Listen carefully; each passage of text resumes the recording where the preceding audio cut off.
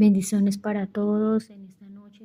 El Señor les continúe guardando y bendiciendo junto con sus familias. Vamos a orar en este momento y vamos a pedirle al Señor que Él nos guíe por medio de su Santo Espíritu para poder dar una reflexión de la palabra de Dios conforme a su perfecta voluntad para nuestras vidas. Señor, te damos gracias porque tú eres bueno y maravilloso. Gracias porque tú eres fiel a tu palabra, Señor. Gracias porque tu palabra dice: buscad a Jehová mientras puede ser hallado, llamadle en tanto que está cercano. Deje el hombre impío su camino y el hombre inicuo sus pensamientos, y vuélvase a Jehová, el cual tendrá de él misericordia, el Dios nuestro que será amplio en perdonar, porque mis pensamientos no son vuestros pensamientos, ni mis caminos vuestros caminos. Como son más altos los cielos que la tierra, así son mis pensamientos más altos que los vuestros, y mi camino más alto que los vuestros. Señor, gracias porque tu palabra dice que como desciende del cielo la lluvia y riega la tierra, Señor, Dios mío, así será tu palabra, Dios mío, que será enviado para todo aquello, Señor, que tú deseas. Yo te pido, Espíritu Santo, ve delante, Señor amado, de cada palabra, Padre Celestial, sea colocando, Señor amado, primeramente, Señor, para la gloria tuya, Señor amado, coloca, Señor amado, tus palabras, Señor, en mi vida, Padre. Quita toda palabra humana, de sabiduría humana, Señor, y coloca tus palabras, Espíritu de Dios. Te lo pido en el nombre de Jesús de Nazaret, para la gloria y honra tuya, Señor. Oramos, amén. Bueno, dice la palabra del Señor en Mateo capítulo 24. Versículo 29, dice el Señor, lo leo bajo la dirección del Padre, del Hijo y del Espíritu Santo. Dice el Señor: la venida del Hijo del Hombre. E inmediatamente después de la tribulación de aquellos días, el sol se oscurecerá y la luna no dará su resplandor, y las estrellas caerán del cielo, y las potencias de los cielos serán conmovidas. Versículo 30. Entonces aparecerá la señal del Hijo del Hombre en el cielo, y entonces lamentarán todas las tribus de la tierra y verán al Hijo del Hombre viniendo sobre las nubes del cielo con poder y gran gloria. Y enviará a sus ángeles con voz de trompeta, y juntarán a sus escogidos de los cuatro vientos, desde un extremo del cielo hasta el otro. De la higuera aprended la parábola: cuando ya su rama está tierna y brotan las hojas, sabéis que el verano está cerca. Así también vosotros, cuando veáis todas estas cosas, conoced que está cerca a las puertas. De cierto os digo que no pasará esta generación hasta que todo esto acontezca. El cielo y la tierra pasarán, pero mis palabras no pasarán. Versículo 36. Pero el día y la hora nadie sabe, ni aun los ángeles de los cielos, sino solo mi Padre. Mas como en los días de Noé, así será la venida del Hijo del Hombre. Porque como en los días de Noé, antes del diluvio, estaban comiendo y bebiendo, casándose y dándose en casamiento, hasta que el día en que Noé entró en el arca, y no entendieron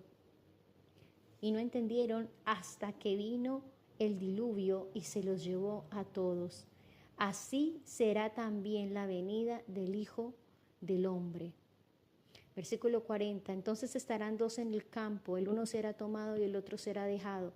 Dos mujeres estarán moliendo en un camino, la una será tomada y la otra será dejada.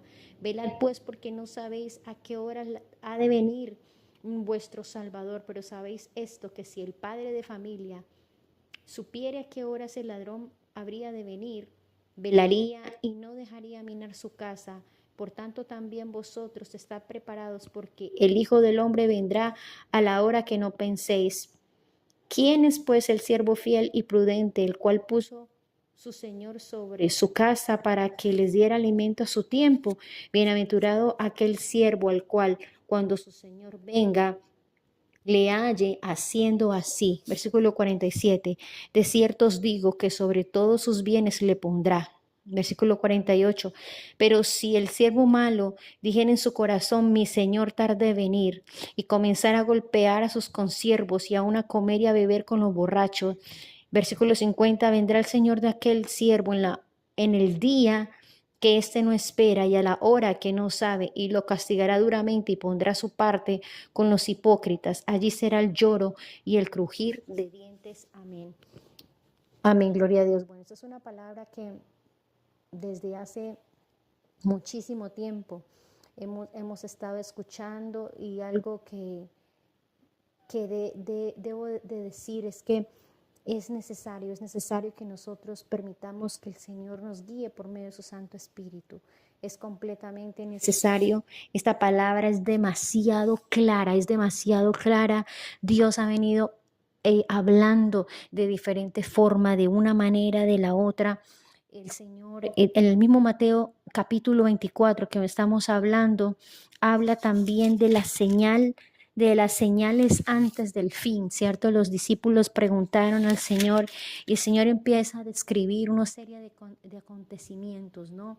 Y empezó a hablar sobre lo que habría de venir, ¿cierto? Y en este tiempo de cumplimiento profético, estamos en un cumplimiento profético impresionante, y voy a ir directamente a los versículos que han de verdad tocado mi corazón de una manera muy especial, y yo he sentido de parte del Señor predicar sobre la venida del Señor. O sea, este tema tiene que ser, y yo le he dicho, Señor, ayúdame, Espíritu Santo, porque la primera que debe prepararse soy yo, en el sentido de que Dios puede utilizar a una persona, pero eso no es suficiente, porque nosotros mismos tenemos que preparar nuestras lámparas, como lo dice Mateo 25, ¿no? Sobre las vírgenes prudentes y las vírgenes insensatas. Entonces debemos ser vírgenes prudentes en arreglar nuestra lámpara. Pero vamos a irnos directamente al versículo 36 del capítulo 24 del Evangelio según San Mateo. Dice, pero el día y la hora nadie sabe, ni aun los ángeles del cielo, sino solo mi Padre. Más como en los días de Noé, así será la venida del Hijo del Hombre. Mire lo que dice la palabra de Dios. Si usted va a la Escritura, donde el Señor habla sobre esto, el Señor habla sobre los días de Noé, es decir, el diluvio, los días antes del diluvio. Eso está en Génesis. Imagínense, Génesis capítulo 6. Impresionante. Dice la palabra que había tanta maldad, que había muchísima maldad, que en el versículo 8 del capítulo 6 de Génesis, Génesis 6:8, dice, y se arrepintió Jehová de haber hecho hombre en la tierra, y le dolió en su corazón. Es decir, el Señor Jesucristo dijo, antes de la venida del hombre, de la venida del Hijo del Hombre, serán como los días de Noé. Es decir, la perversión, la maldad. Pablo también habla sobre eso. El apóstol Pablo dice, en los postreros días habrán hombres amadores de sí mismos. Se encuentra corrupción en todas las áreas de la sociedad, y prácticamente en todas las áreas de la sociedad, gobierno, leyes, aún en la parte eclesial, desafortunadamente, porque eso también hay que ser sinceros y decirlo, aún en lugares donde supuestamente se debe proteger a los niños, a las mujeres viudas, a los huérfanos, se ha encontrado maldad. Esa es la verdad. Pero por eso el Señor Jesucristo dice, a través del escritor de Hebreos, dice, puesto los ojos en Jesús, el autor y consumador de la fe, el cual se negó a sí mismo. Él no tuvo en cuenta su oprobio, él no tuvo en cuenta su sufrimiento, todo por hacer la voluntad de Dios. Entonces, sabemos, como les decía hace un momento, es necesario entender que nosotros estamos realmente en un último tiempo. Estamos en un tiempo donde el Señor nos está llamando, a la iglesia especialmente, los que hemos predicado por la gracia de Dios, los que hemos recibido a Jesucristo como Señor y Salvador, los que amamos al Señor y que sabemos que siempre como seres humanos fallamos, pero no es una excusa para decir, ay, no, si yo siempre fallo y ya, no más. No, dice el Señor que Él viene por una iglesia sin mancha y sin arruga, espíritu, alma y cuerpo. Y ahí es donde tiene que radicar realmente el sentido de nuestra vida, saber que el Señor viene, porque todo lo que Él ha dicho en la palabra se está cumpliendo al pie de la letra, se ha venido cumpliendo de una manera impresionante, impresionante. Que usted dice, pero ¿cómo es posible? Esto está pasando. He escuchado a varias personas que digan, cuando yo era niña, cuando yo era niño, no había tanta maldad, no había tanto, o sea, no se había despertado a los niños a unas cosas tan impresionantes, a unas cosas aberrantes. Obviamente no puedo decir todo, pero ustedes me entienden a qué me refiero acerca de la identidad de los niños y de las niñas. Es una cosa impresionante, como Sodoma y Gomorra. Ustedes me entienden cuando le hablo de eso, Sodoma y Gomorra, que fueron calcinados por Dios, literalmente. Y la gente a veces piensa y dice, no, la Biblia es un cuento de hadas, la Biblia es una retama de historias, de historias y de historias de fantasía. Pero mi pregunta es, si la Biblia es un cuento, son fantasías, ¿por qué ha sido el libro más perseguido, por el cual más sangre ha sido derramada en el mundo? ¿Por qué? Si fuera una obra literaria solamente como El Quijote de la Mancha, por ejemplo, una joya de la literatura universal, de nuestro español, de nuestro castellano, que ha sido traducido a muchos idiomas en el mundo. Indiscutiblemente es cierto, es una historia que es un libro referente de nuestra lengua castellana, de nuestra lengua del español, pero ese libro no ha sufrido persecución. ¿Por qué la Biblia, siendo, como algunos han dicho, como muchos han manifestado, un libro de historias, por qué ha sufrido tanta persecución? ¿Usted no ha pensado en eso? ¿Por qué la iglesia cristiana, aún desde su nacimiento, desde el primer siglo, ya estamos en el siglo XXI, iniciando el siglo XXI, pero desde el primer siglo ha sido perseguida, azotada, ha sido denigrada, ha sido arrastrada, ha sido secuestrada, ha sido violada, ha sido asesinada, y el mundo no le importa? Porque Satanás nunca va a defender los derechos de los hijos de Dios. Nunca va a defender nuestros derechos, obviamente, porque Él es nuestro enemigo. Y Él sabe que nosotros también somos sus enemigos, porque Él es enemigo de Dios. Él es enemigo de nuestro Padre Celestial. Por lo tanto, también es nuestro enemigo. Como lo dice el apóstol Pablo, dice el enemigo de vuestras almas.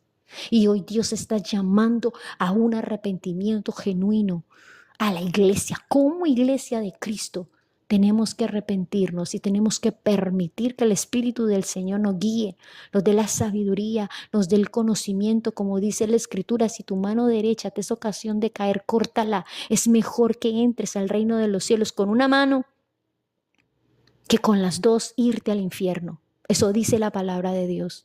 Señor, me ha instado en el último tiempo. Yo le pido perdón a Dios porque realmente sé que no había obedecido en todo lo que me había pedido, de dar la palabra, como siempre, desde hace más, yo creo que de 10 años que Dios me ha permitido dar algún mensaje, compartir algo, un video, una enseñanza. Aún comparto, me gusta compartir predicaciones que para mí han sido de bendición.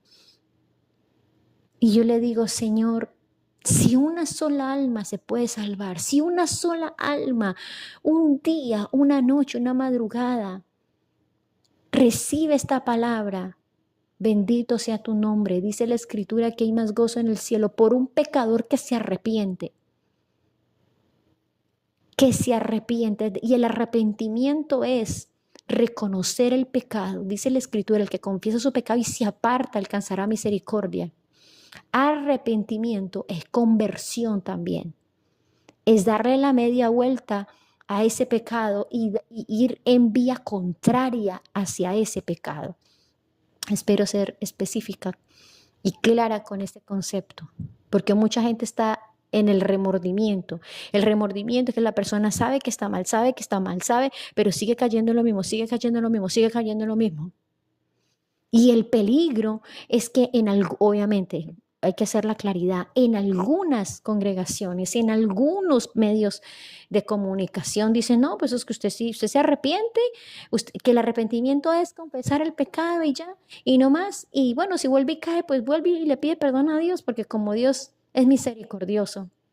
El problema es que la persona puede volverse en una transgresión, es decir, que cae y recae, o sea, y si pierde su alma ahí, si muere en ese instante, no, que va a ir a hacer algo. No, como Dios me ama, o como Dios ama a la gente, lo puede hacer. No, mire, mucha gente está en el infierno por creer esa cantidad de cosas.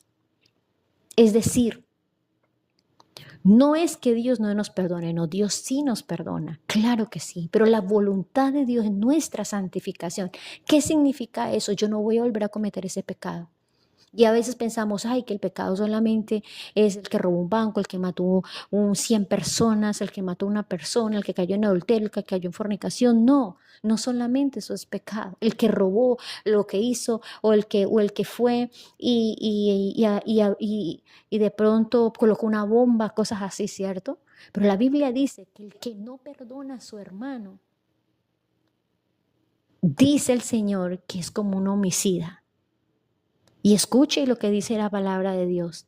El que no perdona a su hermano, dice el Señor de todo corazón, es igual que un homicida. Y dice, y la verdad y la vida de Dios no puede permanecer ahí. Porque el enemigo puede decir, ay no, pero mire, usted no ha caído en adulterio, usted no ha caído en fornicación, usted no ha robado un banco, usted nunca ha tomado en sus manos un arma para matar a alguien. Usted nunca ha tomado un arma blanca para herir a otro. Sigue así como está. No, no tenemos que conformarnos con decir, bueno, yo no he caído en adulterio, bueno, yo no he caído en fornicación, bueno, yo no he matado a nadie, yo no he robado a nadie, yo no he hecho esto, yo no he hecho lo otro, ¿cierto? Pero hay que cuidar nuestra salvación con temor y con temblor. Y este es el tiempo, porque ya no hay tiempo. Y siento una urgencia muy impresionante. Una urgencia tremenda. A veces la gente dice, bueno, ¿y cuándo viene Cristo? ¿Cuándo viene Cristo? Yo le digo, bueno, como no sabemos cuándo viene Cristo y las señales se están cumpliendo, ¿sabe cuál es el problema? El problema es que su alma puede salir de su cuerpo, es decir, usted puede morir en cualquier momento. Puede que el Señor Jesucristo venga en este instante, puede que venga mañana en la madrugada, aquí en el país de Ecuador. Puede que venga, que tienen el mismo horario de Colombia, de, de Perú también, y bueno, de otros países. ¿Qué quiero decir con esto? Porque en otro lugar del mundo no está de noche, está de día. ¿Qué quiero decir con esto?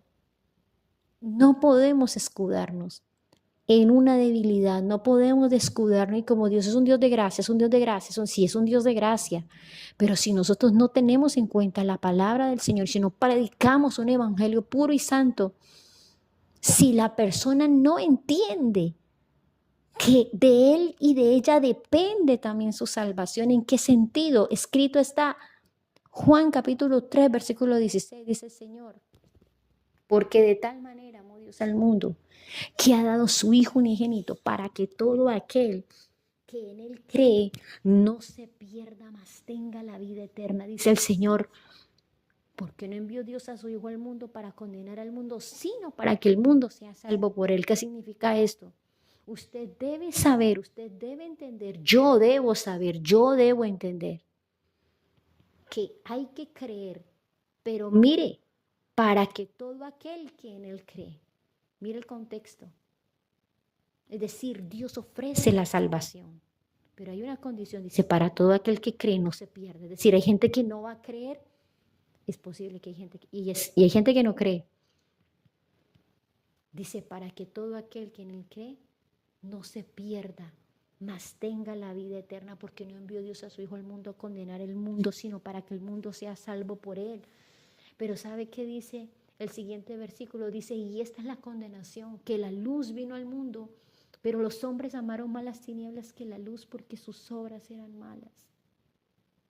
Es decir, una persona puede sentir que ama a Dios. Escuche, repito el versículo. Y esa es la condenación, que la luz vino al mundo, pero los hombres amaron más las tinieblas que la luz porque sus obras eran malas. Es decir, podían amar un poquitico la luz, sí la podían amar, pero amaron más las tinieblas que la luz. Como les decía hace un momento, el remordimiento solo es sentir el pesar, ay, sí, yo hice esto, pero no hay un arrepentimiento. Pero el arrepentimiento es la conversión. Un genuino arrepentimiento es decirle, Señor, yo hice esto, pero ya nunca más lo vuelvo a hacer. ¿Sí? Entonces Dios está llamando a través de esta sencilla palabra, porque hay gente que es muy de Dios, que tiene un vocabulario, una versatilidad y una amplia explicación de lo que es el hebreo, el griego, el latín, en lenguas en que fue escrito la palabra de Dios, la Biblia, y en otras más lenguas, ¿cierto? Pero en este sencillo mensaje solo le puedo decir que Cristo le ama, que yo siento que el Padre me dice, recuerda que Cristo te ama, recuerda que Él dio su vida en la cruz del Calvario, recuerda que un día vas a tener que rendir cuenta delante de su santa y divina presencia. Hoy Dios nos está recordando eso porque Él nos ama. Es como el Padre que le dice a su hijo o a su hija, le dice, aquí estoy, pero recuerda, yo te amo, pero tienes que obedecerme.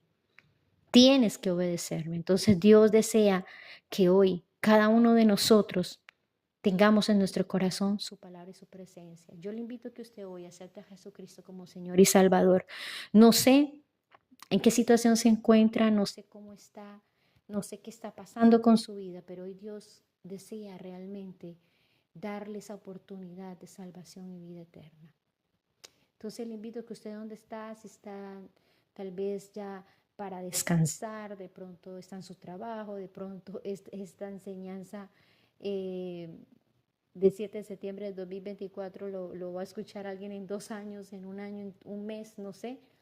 La palabra de Dios es eterna. Para usted también es esa palabra, que tal vez está sentado en su andén, está sentado en su cocina, en el comedor, no lo sé qué estará haciendo, pero Dios le está llamando a su corazón. Y yo le invito a que usted donde está, incline su rostro delante de Dios. O si puede cerrar sus ojos, porque pronto está trabajando y no sé hasta dónde Dios permita que llegue este mensaje, este sencillo mensaje. Acepte a Cristo como Señor y Salvador. Y diga conmigo, Señor Jesús, en esta hora yo te pido que me perdones todos mis pecados, que me limpies con tu sangre preciosa. Yo reconozco mi maldad, yo reconozco mi pecado. Te pido que me perdones toda mi maldad, Señor. Pido que escribas mi nombre en el libro de la vida y te pido que me des sabiduría de lo alto para hacer tu perfecta voluntad.